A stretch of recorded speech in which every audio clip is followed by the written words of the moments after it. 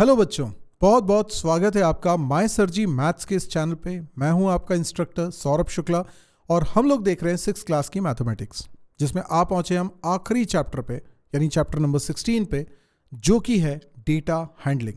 और data handling में भी हमने डेटा को ऑर्गेनाइज करना देख लिया है, हमने पिक्टोरियल रिप्रेजेंटेशन यानी पिक्टोग्राफ बनाना भी सीख लिया है।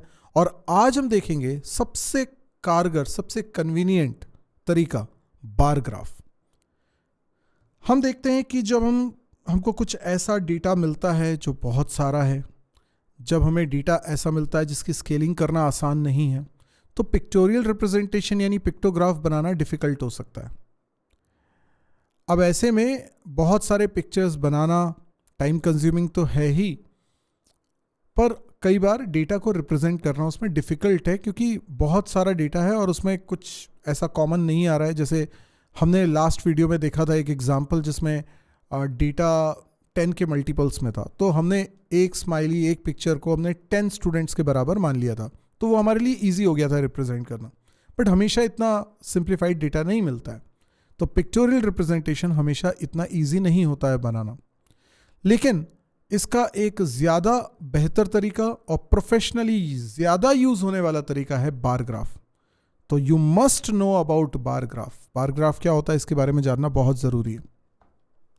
बार ग्राफ में हम क्या करते हैं, यूनिफॉर्म विड्थ के बार बनाते हैं, ठीक है। It's like a rectangular thing called bar, और उसकी विड्थ हम सेम रखेंगे। अभी मैं एक करके बताता हूँ सवाल, तो आपको ज़्यादा अच्छे से समझ में आएगा। जैसे मान लीजिए हमारे पास कुछ इन्फॉर्मेशन रखी हुई है कि एक वर्किंग विमेंस के लिए हॉस्टल है, तो उसकी ऑक्यूपेंसी के बारे में बात हो रही है कि जितने लेडीज़ बैंक एम्प्लॉयज़ हैं हॉस्टल में रहती हैं, कितनी हैं? 12, ठीक है। टीचर्स कितने? 18। डॉक्टर्स कितने? 6। लॉयर्स कितने? 4। तो अलग अलग प्रोफेशन के हिसाब से, अलग अलग ऑक्यूपेशन के हिसाब से हमने ये इन्फॉर्मेशन गैदर करी है। अब इस इन्फॉर्मेशन को हमें करना है रिप्रेजेंट। इसके लिए आपको लगेगा एक ग्रिड जिसमें काफ़ी सारी लाइंस हॉरिजॉन्टल एंड वर्टिकल बनी है, जिसको आप ग्राफ पेपर की मदद से भी कर सकते हो। यानी ग्राफ पेपर आपको इजीली अवेलेबल हो जाएगा मार्केट में, आप स्टेशनरी की शॉप से ला सकते हो। इस तरीके का कुछ आपको ग्राफ पेपर दिखेगा, जैसा यहाँ स्क्रीन पे आपको दिखाई दे रहा है, और इस पर अब आपको ड्रॉ करना है बार ग्राफ। तो बार ग्राफ कैसे ड्रॉ करते हैं, आइए उसको देखते हैं। सबसे पहले मैं एक लाइन ड्रॉ करूँगा, तो मैं पहले तो यहाँ कलर चेंज करता हूँ, ब्लैक कलर लेता हूँ, और यहाँ पर मैं एक लाइन ड्रॉ करने वाला हूँ हॉरिजॉन्टली। लेट्स से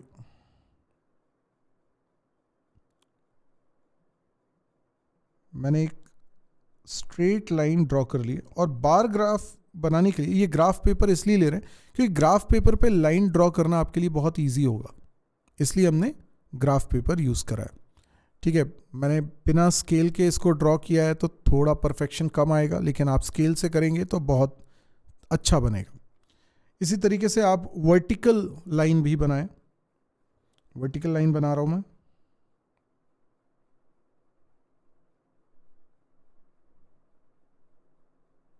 इस तरीके से, और दोनों तरफ आप ये एरो मार्क कर दीजिए, बिकॉज ये जो लाइंस हैं ये कितना भी ग्रो कर सकती हैं। अब हमें ये जो दो लाइंस मिल रही हैं, एक हॉरिजॉन्टल एक वर्टिकल, इनका पर्पस है, जैसे हमारे पास जो डेटा दिया हुआ है 2 कॉलम्स में दिया हुआ है। आप ध्यान से देखिए, ऑक्यूपेशन के लिए अलग है और नंबर ऑफ इनमेट्स के लिए अलग है। तो हम एक पर्टिकुलर एक्सिस पे या एक पर्टिकुलर लाइन पर, जैसे हॉरिजॉन्टल लाइन पे ऑक्यूपेशन की बात करेंगे, और जो वर्टिकल लाइन है इस पर हम नंबर ऑफ इनमेट्स की बात करेंगे। अब ये जो आप ग्राफ पेपर देख रहे हो, अगर आप इसको ध्यान से समझें तो इसमें बहुत बारीक लाइंस बनी हुई हैं, और अगर मैं आपको थोड़ा जूम करके दिखाऊं तो आप देख सकते हैं कि कुछ लाइंस थोड़ी सी थिक हैं, मोटी हैं, जबकि कुछ बारीक पतली लाइंस आपको बीच में दिखाई दे रही हैं। एक्चुअल में वो इक्वल डिवीजन करके रखे हुए हैं, 10 डिविजन्स हैं, 1 2 3 4 ऐसे 5 6 7 8 9 10 ऐसे 10 डिविजन्स हैं। आप बीच में देखें एक और लाइन आपको दिखाई दे रही है, तो हर 5 के बाद एक लाइन आपको दिखाई दे रही है। ये थोड़ी ज़्यादा थिक है, ये कम थिक है। तो इस तरह का एक ग्रिड स्ट्रक्चर बना होता है जिससे कि हमारे को बहुत आसान हो जाता है ड्रॉ करना।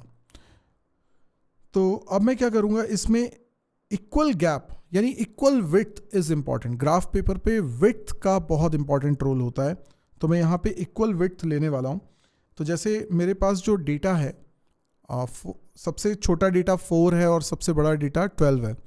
तो अगर मैं यहाँ पे एक एक नंबर ड्रॉ करूँ, जैसे मान लीजिए मैं यहाँ से चालू करूँ, दिस इज़ 0 से स्टार्ट करता हूँ। जैसे नंबर लाइन आप देखते हो तो वो कैसे हॉरिजॉन्टल देखते हो ना, इसको आप वर्टिकल सपोज कर लो। तो इसको अगर 0 बोल दूँ, इसको 1 बोल दूँ, तो जो गैप मैंने लिया है वो 10 यूनिट्स का है। तो ऐसी 10 यूनिट्स का फिर लूँगा, तो यहाँ पर ये हो जाएगा 2, 3, 4, 5, 6, 7। बट वेट अ मिनट, ये ग्राफ पेपर तो छोटा हो गया। अगर मैं 7 तक ही जा पा रहा हूँ तो मैं एक काम करता हूँ, स्केलिंग कर लेता हूँ। विच मीन्स कि मैं इसको 0 बोलता हूँ पर इसको 1 बोलता हूँ। इंस्टेड ऑफ कि मैं इसको 1 बोलूँ, मैं इसको 1 बोल रहा हूँ, इसको 2 बोल रहा हूँ। तो अगर ऐसा करेंगे तो थोड़ा ईजी हो जाएगा रिप्रेजेंटेशन। तो देखिए मैं यहाँ पर कर रहा हूँ, this is 0, this is 2, okay, this position is 2, this is 4, this is 6, 8, this is 10, this is 12, this is 14। तो अब देखिए इसमें सबसे बड़ी वैल्यू 12 भी, ओह सबसे बड़ी वैल्यू तो 18 है। तो ये तो अभी भी मेरे को डिफ़िकल्ट लग रहा है। तो मुझे क्या करना पड़ेगा, मुझे ग्राफ पेपर बड़ा तो कर नहीं सकते ना, बड़ा ग्राफ पेपर थोड़ी ले रहे हैं हम इसी ग्राफ पेपर में हमें काम करना है। तो मुझे स्केलिंग फिर से चेंज करनी पड़ेगी। ओके, मैं इसको इस तरीके से बनाता हूँ, इसको ले लेता हूँ 2, इसको ले लेता हूँ 4, इसको ले लेता हूँ 6, इसको लेता हूँ 8, इसको लेता हूँ 10, इसको लेता हूँ 12, इसको लेता हूँ 14, इसको लेता हूँ 16, इसको लेता हूँ 18, इसको लेता हूँ 20। वैसे इतने में काम हो जाएगा, 22, 24, इस तरीके से। आप नोटिस करिएगा मैं बात कर रहा हूँ इस पोजीशन की, this is 2, right? This is 4, 6, 8, 10, 12, 14, 16, 18, 20, 22. I hope it is clear. 24. इस तरीके से हमने बना लिया।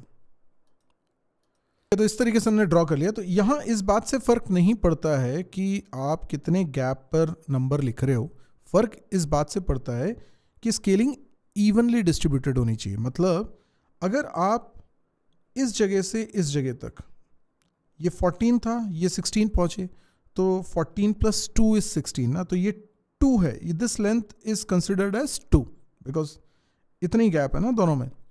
तो फिर ये कितनी लाइन्स हैं, ये 5 boxes, 1 2 3 4 5 boxes is equal to 2 ना। तो फिर इधर भी 5 बॉक्सेस मिलकर ही 2 होना चाहिए, 5 बॉक्सेस मिलकर ही 2 होना चाहिए। दिस इज इंपॉर्टेंट, ये गैप आपका इक्वल अमाउंट का होना चाहिए, तब जाके आप ऐसे नंबर लिख। ऐसे नहीं कि रैंडमली आपने कहीं पर भी यहाँ 4 लिख दिया, यहाँ पे 9 लिख दिया, फिर यहाँ पे आपका मन किया तो 20 लिख दिया, यहाँ पे आपका मन किया तो 22 लिख दिया। ऐसे नहीं होगा, it should be evenly distributed. अगर हम बोल रहे हैं कि दिस लेंथ इज 2, तो फिर कहीं पर भी मेजर कर लो, this length should always be 2, right. अब इसी तरीके से हम आ जाते हैं एक्स एक्सिस पे या हॉरिजॉन्टल लाइन पे। तो हॉरिजॉन्टल लाइन पर मुझे बार बनाने इक्वल विड्थ के, तो मैं वो विड्थ ले लेता हूँ, ये वाला पोर्शन, राइट। ये ले लूँगा, ये ले लूँगा, इस तरीके से लूँगा। तो मैं इसके लिए पहले लिखता हूँ कि पर्पस क्या है। तो ये ऑक्यूपेशन पे डिपेंड कर रहा है। तो ऑक्यूपेशन कैसा है, bank employ, teachers, doctors, lawyers, ठीक है। तो मैं ये लिखना चालू करता हूँ। सो इट्स लाइक यहाँ पर लिखता हूँ बैंक एम्प्लॉयज,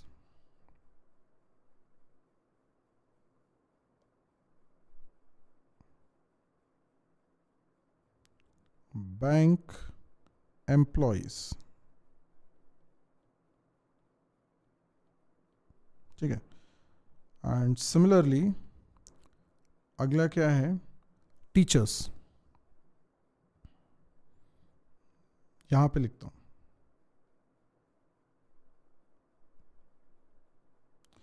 देन अगला क्या है, डॉक्टर्स,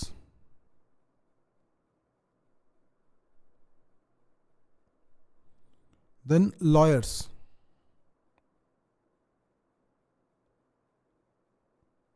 ठीक है। सो बेसिकली ये जो हॉरिजॉन्टल लाइन है ये ऑक्यूपेशन को डिनोट कर रही है। फाइन, अब मुझे बार बनाना है। तो पहले तो आप ये समझिए, यहां पर बैंक एम्प्लॉय कितने हैं, 12 हैं।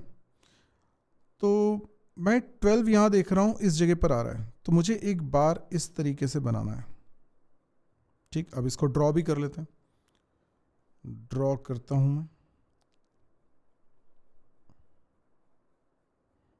कौन सा कलर ले लूं, ग्रीन, ओके। सो 12 तक जाना है मुझे।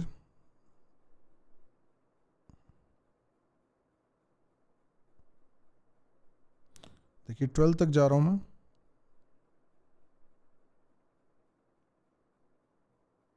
ठीक है। तो ये एक बार हमने बना लिया विच रिप्रेजेंट्स बैंक एम्प्लॉयज, और वो 12 हैं, इसलिए इस बार की जो हाइट है वो 12 तक गई है। क्योंकि हाइट किस चीज को रिप्रेजेंट कर रही है, जो वर्टिकल लाइन है ना, ये किस चीज को रिप्रेजेंट कर रही है, नंबर ऑफ इनमेट्स। अब टीचर्स कितने हैं, 18 है, तो मैं 18 तक जाऊंगा।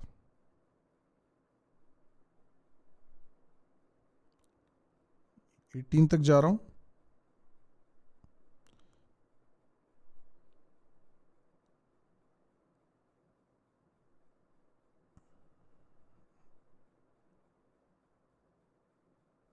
ओके, ये 18 तक मैंने इसको बना लिया। इसी तरीके से डॉक्टर्स के लिए हम बनाते हैं, उसमें 6 है,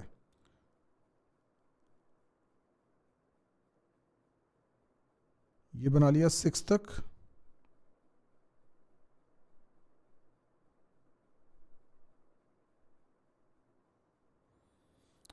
इसके बाद लॉयर्स के लिए बनाना है, तो लॉयर्स के लिए 4 हैं।